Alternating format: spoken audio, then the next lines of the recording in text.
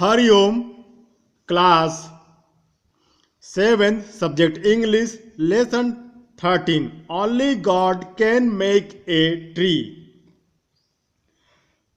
वृक्ष पेड़ को केवल भगवान बना सकते हैं।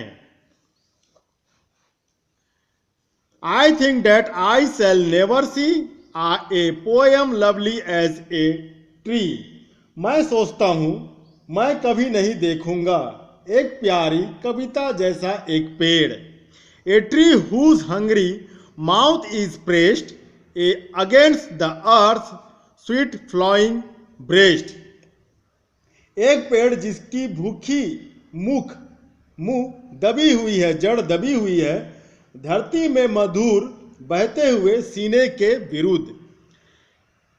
ए tree that looks at God all day and lifts her leafy arms to pray. एक पेड़ जो पूरे दिन ईश्वर को देखता है और पत्तियों से युक्त अपनी बाहें शाखाएं प्रार्थना को उठाए रहता है। ए tree that may in summer wear a nest of robins in her hair. एक पेड़ जो ग्रीष्मकालीन वस्त्र पहन सकता है। एक छोटे पक्षी रॉबिन जिसका नाम का घोंसला उसकी बाल उसकी शाखा में है। Upon whose bosom snow has lain who intimately lives with rain. Poems are made by fools like me but only God can make a tree. जिसकी छाती पर बर्फ पड़ा रहता है, जो वर्षा के बहुत करीब रहता है। कविताएं मेरी जैसे मूर्ख द्वारा बनती है, किंतु केवल ईश्वर पेड़ ही बना सकते हैं। ईश्वर पेड़ को केवल ईश्वर ही बना सकते हैं। अब इसके बाद वर्ड मीनिंग।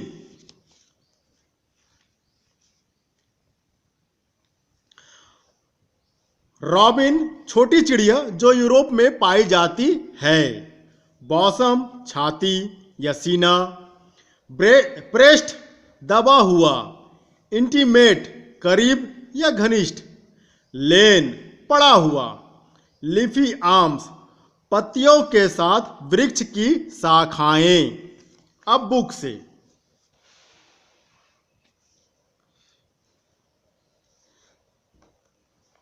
अब इसमें दिया है put A tick mark on the correct alternative.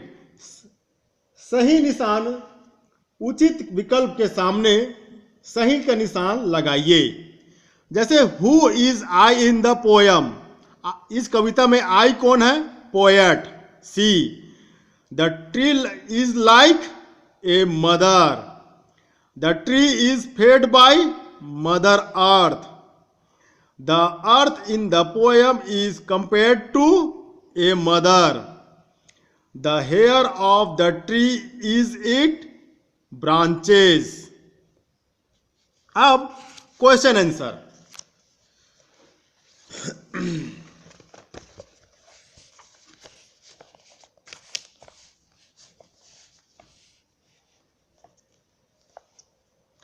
पहला लिखा है answer the following question. What does the tree wear during summer? ग्रीष्म के दौरान पेड़ क्या पहनता है? तो आंसर है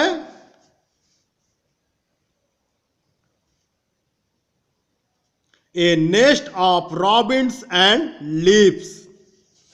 question number 2, what part of the tree is referred to as its mouth? तो आंसर है tree's root. How can the tree lift its arm to pray? Answer है at God all day. Question number 3 का answer. Question number 4, which line show that the tree is female? कौन सी पंक्ति दिखाती है कि पेड़ एक स्त्रीलिंग है? तो आंसर है answer 4 and lifts her leafy arms to pray.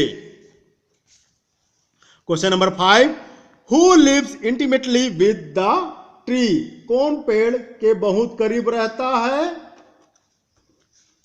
तो आंसर है रेन लिव्स। क्वेश्चन नंबर 5 का answer. Question number 6, what does the tree get from the earth sweets flowing breast? Answer है द ट्रीज गेट फूड। अब question number 7, what lay in the bottom of the tree, पेड़ के सीने में क्या पड़ा हुआ है? तो आंसर है स्नो हैज लेन। अब इसके बाद आया शब्द क्लोरी, vocabulary. Find out the rhyming pairs of the word, पेड़ के समान उच्चारण वाले शब्दों को जोड़ी बनाइए, समान शब्द वाले, जैसे डे अप्रे, हेयर तो वेयर, ट्री सी, रेन लेन, माने एक समान जो स्वर है उसको एक जोड़ी बनाना है। अब उसके बाद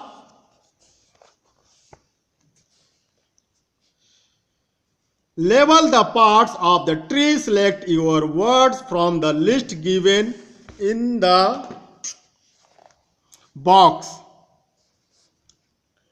पेड़ के विभिन्न भाग पर नाम की पट्टी लगाओ, शब्दों का चयन डिब्बे में दी गई सूची से करना है। माने इसमें से आपको छांट कर अलग करके इसकी शाखाएं, फूल, फल जो भी है इसमें आपको भरना है। नोट्स बनाते रहिएगा साफ साफ। धन्यवाद।